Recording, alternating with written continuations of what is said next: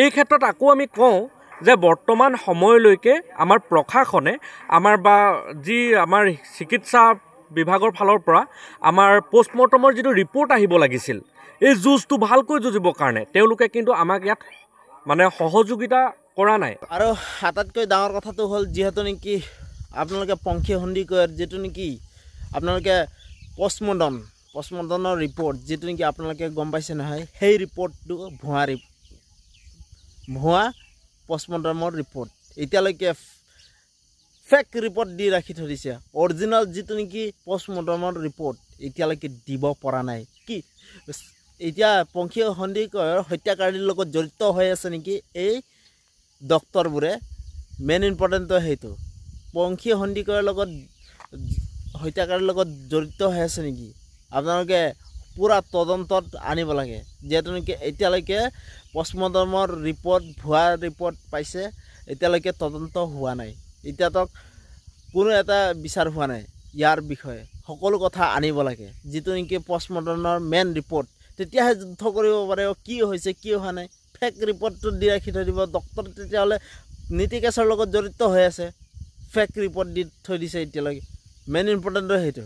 আপোনালোকে কি বুলি ভাবিছে? চব তদন্ত আনিব লাগে, মেইন ইম্পৰ্টেণ্ট এইটো, গম পাইছে?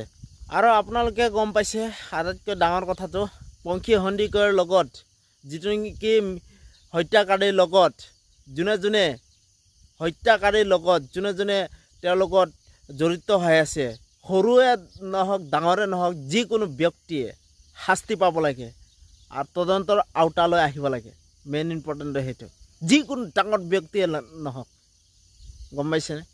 এটাই কথা, তেওঁলোকক শাস্তি দিব লাগে, যেনেকুৱা ডাঙৰ মানুহ নহওক তাহাঁতক ফাঁচি দিব লাগে। চিধা কথা, এটাই কথা, ফাঁচি, ইমানেই কথা। বেলেগ যিয়ে নহওক, জেল চেল এইকেইটা মতলব নাই, ফাঁচি দিব লাগে বাছ। তো সেইটোৱে আমাৰ আহ্বান, ৰাজ্যৰ আহ্বান, সকলোৱে এইটোৱে বিচাৰি আছে। নিতাইবাসীও শিৱসাগৰবাসীও সকলোৱে এইটোৱে বিচাৰি আছে। তো মেইন ইম্পৰ্টেণ্টটো সেইটো, তেতিয়া পংখীৰ আত্মা শান্তি পাব। আপোনালোকে গম পাইছে, তেওঁক ফাঁচি দিয়াটো উচিত। আৰু যিটো নেকি এইটো ফেক, যিটো নেকি আপোনালোকে গম পাইছে নহয়, এইটো ফেক নিউজটো দি আছে, এইটো